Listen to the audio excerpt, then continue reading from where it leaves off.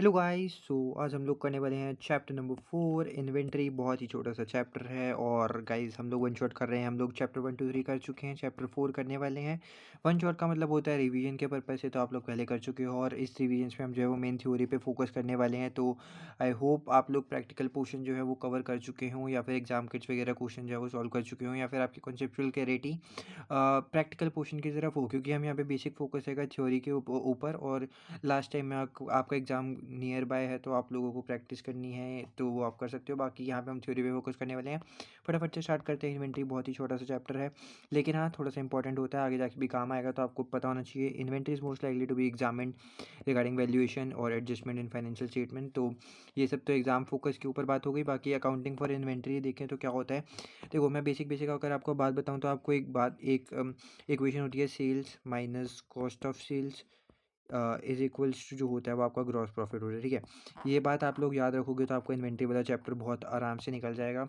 और इसके बाद एक और बात होती है कि कॉस्ट ऑफ सेल्स जो होती है ना, एक तो ये आपकी इक्वेशन हो गई, ये बात आप लोग याद रख लो। इसके बाद कॉस्ट ऑफ सेल्स का भी अपना फॉर्मूला होता है, cost of sales is equals to opening inventory plus purchases. Purchases जो है आपके वो पूरे नेट रहते हैं। ठीक है, अगर आपका मान लो परचेजेस है, फिर ऊपर से कोई परचेज रिटर्न भी है, तो उसको आप माइनस कर देना। तो purchases minus purchase return net purchase, okay. Minus जो आपका होता है वो क्लोजिंग स्टॉक होता है, माइनस क्लोजिंग स्टॉक कर दिया, तो इससे आपके आ जाएगी कॉस्ट ऑफ सेल्स। तो ये आपकी इक्वेशन से बेसिक, और इससे जो है वो आपको पता चलेगा अभी कि क्यों आपके लिए ज़रूरी होती है। ठीक है, तो cost of sales equal to opening inventory plus purchases minus closing stock, opening inventory opening stock. ठीक है, एक ही बात है। Sales minus cost of sales is equal to gross profit. ठीक है, तो अब मैं इसको थोड़ा सा हटा देता हूँ साइड में, और बाकी हम जो है ये इक्वेशन आप पढ़ लेना। और अब हम पढ़ते हैं कि इन्वेंट्री में क्या क्या होता है। ठीक है, तो ओपनिंग इन्वेंट्री जो है वो आपको लेजर अकाउंट या फिर देयरफॉर अपीयर्स इन लेजर अकाउंट में होती है। तो आपको ट्रायल बैलेंस अगर गिवन होगा तो वहाँ पे पता चल जाएगा, डेबिट क्रेडिट और में होती है, तो ओपनिंग इन्वेंट्री का जो भी बैलेंस होता है वो आपको दिख जाएगा।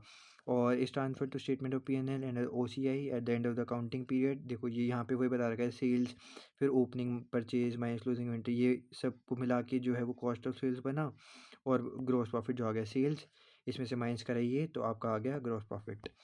और इसके बाद क्लोजिंग इन्वेंट्री जो होती है is obtained by counting the inventory at the period and it does not appear in the trial balance में नहीं होती है। You will find in the additional. अब बाद में देखो, मान लो आपको पूरा क्वेश्चन है, बाद में एडिशनल इन्फॉर्मेशन दी रखी है, तो यहाँ पे क्लोजिंग इन्वेंट्री आपको दी थी। क्लोजिंग इन्वेंट्री की भी जो है वो दो जगह जो है वो उसकी आती है। देखो हर चीज़ की दो इफेक्ट आते हैं, अगर जो भी एडजस्टमेंट में आपके एंट्री आ रही है तो उसके दो जगह इफेक्ट पड़ने ही पड़ने हैं। तो एक जो है वो आपके फाइनेंशियल स्टेटमेंट में आ जाएगा। ठीक है, फाइनेंशियल स्टेटमेंट में आ जाएगा, और एक आपका जो आ जाएगा वो P&L के अंदर आ जाएगा। यहाँ पे दिख रहा है both the statement of P&L and OCI and in the statement of financial position, जो भी क्लोजिंग इन्वेंट्री होगी वो आपकी आ जाएगी। जो फाइनेंशियल पोजीशन अगर आपकी इसको डबल एंट्री बनानी हो, जनरल वगैरह करना हो, तो debit closing inventory credit closing inventory, तो आपकी जनरल देखो डेबिट भी हो रहा है क्रेडिट भी हो रहा है, तो आपका बेसिक में आगे नल ही भर गया। लेकिन यहाँ पे बताने के लिए एक जाती है फाइनेंशियल पोजीशन पे यानी कि बैलेंस शीट, और एक जाती है P&L के अंदर। इसके बाद देखिए तो वैल्यूएशन ऑफ इन्वेंट्री, ये भी बहुत जिस पर फोकस करोगे तो एक होता है कॉस्ट और एक होता है NRV मतलब नेट रियलाइजेबल वैल्यू। तो एक तो होती है इन्वेंट्री की हमारी कॉस्ट क्या है, और एक है नेट रियलाइजेबल वैल्यू। मान लो हमारी इन्वेंट्री जो है वो 10,000 रुपये की है, लेकिन उसको बेचने में जो है वो 500 रुपये वो लग रहे हैं। तो अगर मैं इसको हटा दूँ तो मेरी इन्वेंट्री जो है वो 9500 रुपीज़ की है, और कॉस्ट जो है वो आ रही है इसकी 8,000 रुपये। तो प्रूडेंस कॉन्सेप्ट भी आप लोग हम पहले भी पढ़ते आ रहे हैं कि प्रूडेंस कॉन्सेप्ट अगर लॉस लग रहा है तो उसको रिकॉर्ड कर लो। अब यहाँ पे देख रहे हो मेरी इन्वेंट्री की कॉस्ट तो 8,000 है, लेकिन मेरी बुक्स में 9500 दिखा रही है। NRV जो है वो 9500 है। तो जो भी कॉस्ट और NRV है ना, उसमें से हम कम लेके चलेंगे कि हाँ हमारी इन्वेंट्री भी 8,000 की है, बाकी जो जितने की भी की वो हमारा बाकी प्रॉफिट वगैरह में देख लेंगे। लेकिन रिकॉर्ड किस पे करना है, कॉस्ट और NRV जो भी हमारी छोटी होगी, जैसे कम होगी। ठीक है, तो कॉस्ट हमारी कम है तो कॉस्ट पे हम रिकॉर्ड करेंगे इन्वेंट्री को। रिकॉर्डिंग पे ही है, वैल्यूएशन का मतलब यही हो गया कि आप कितनी फिगर जो है वो दिखाने वाले हो। Lower of cost and NRV जो भी मैंने आपको बताया कॉस्ट जो होती है। अब कॉस्ट में क्या क्या इंक्लूड करोगे, कॉस्ट ऑफ परचेज, आपने जो भी सामान खरीदा उसकी कॉस्ट क्या आएगी, material cost, import duties, freight, ये सब आपको क्वेश्चन में बताएंगे। तो आप लोगों को देखना है कि क्या क्या इंक्लूड करना है कॉस्ट में, क्या क्या नहीं करना। कॉस्ट ऑफ कन्वर्जन जैसे कि direct cost, example of materials and production overheads, example factory height या फिर हीट, ये सब चीज़ें जो हैं वो आपकी कॉस्ट में इंक्लूड होंगी। फिर आप सब कॉस्ट को कैलकुलेट करोगे तो आपकी मान लो जितनी भी कॉस्ट आ गई, एग्जांपल के लिए 5,000 आ गई। फिर आप लोगों को NRV कैलकुलेट करनी है रेवेन्यू, वही expected to be earn in the future when the goods are sold less any further cost, जो कि मैंने आपको यहाँ पे बताया था। तो यहाँ पे मेरी 500 थी, तो आप दोनों को कर दोगे जो जिसको आप सेलिंग कॉस्ट कहते हो। तो जो आपका आंसर है जिसकी यहाँ पे 5,000 में कॉस्ट है और एनआरवी मान लो अब इसमें 4500 आ गई, तो कॉस्ट और एनआरवी जो भी कम है हमारा एनआरवी, तो मैं इन्वेंट्री 4500 पे दिखाने वाला हूँ। इसके बाद अगर हम बात करें तो कॉन्सेप्ट्स क्या क्या आएंगे इसके बेसिस पे, तो एक तो प्रूडेंस कॉन्सेप्ट जो कि आपको समझ में आ ही रहा है, क्योंकि लॉस मेरे को दिख रहा है कि हाँ आने वाले टाइम में होने वाला है, तो मैं लॉस को अभी से रिकॉर्ड करने लग जाऊँगा। मैचिंग कॉन्सेप्ट, अब देखो जितने की अगर मेरी इन्वेंट्री 8000 की बिकने वाली है, ओके, तो मान लो मेरी इन्वेंट्री जो है वो 8000 रुपये की बिकने वाली है, तो मैं अपनी सेल में ये थोड़ी दिखाऊंगी मेरी 9500 से इन्वेंट्री बिक रही है, 8000 की से बिकेगी तो 8000 ही दिखाने वाला हूँ। तो वो मेरा मैचिंग कॉन्सेप्ट में आ गया। और इसके बाद आई एस टू का मतलब ही इन्वेंट्री होता है, ये जो हमारे स्टैंडर्ड्स हैं, तो आई एस टू इन्वेंट्री के स्टैंडर्ड के हिसाब से ही है। तो require unit cost to be use where possible, unit cost जो है वो यूज़ करनी चाहिए। यूनिट कॉस्ट जो होती है वो एक्चुअल कॉस्ट होती है परचेजिंग की आइडेंटिफाइबल यूनिट्स ऑफ इन्वेंट्री। ये जो मेथड होता है यूज़ वेयर इन्वेंट्री आइटम्स और of high value and individual distinction, jewellery या फिर आर्ट, ये सब चीज़ें जो कि आप अलग से डिस्टिंग्विश अलग से बांट सकते हो, वो सब चीज़ें आती हैं, तो उसमें आपको कहते हैं यूनिट कॉस्ट जो है वो यूज़ करनी चाहिए। अदरवाइज़ जो हमारा मेन चलता है ये सब यूनिट कॉस्ट ऐसे ही बोल रहे हैं, बाकी आपको जो है मेन याद रखना है फीफो और weighted average cost, periodic average cost, continuous average cost method, ये सब जो है कॉस्ट मेथड में आ जाते हैं, जिससे आप इन्वेंट्री की कैलकुलेशन करते हो, ठीक है।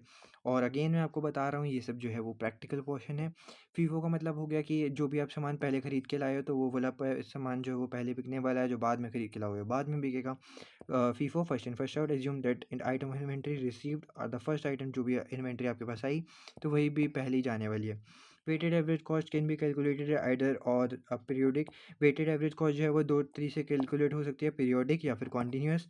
पीरियोडिक में जो होता है calculated at the end of accounting period based upon opening inventory plus purchases made during the accounting period, जो भी आपकी ओपनिंग इन्वेंट्री है, जितने भी आपने परचेज कर लिए उसके बेसिस पे आप पीरियोडिक एवरेज कॉस्ट निकालते हो।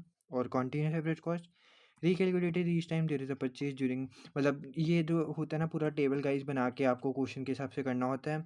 और चाहता तो मैं भी आपको करा सकता हूँ, बट मेरा मेन पर्पज़ क्या है, आपको थ्योरी बताना।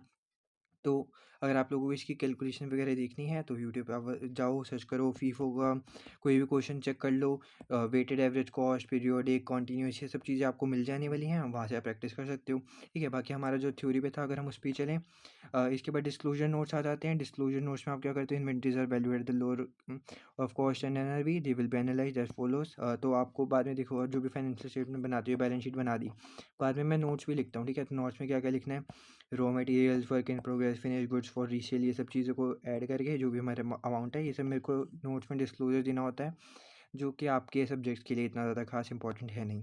और इसी के साथ आई गेस यस आप लोगों का चैप्टर ये वाला भी समाप्त होता है, ख़त्म होता है। और गाइज अच्छा लगे वीडियो तो फटाफट से लाइक कर देना, चैनल पे नए सब्सक्राइब कर देना। और मैंने F1 और F2 की जो है वो भी वीडियोज़ बना रखी हैं वन शॉट, तो आप वो भी चेकआउट कर सकते हो। बाकी मैं मिलता हूँ नेक्स्ट वीडियो में। Thank you so much for watching, bye bye.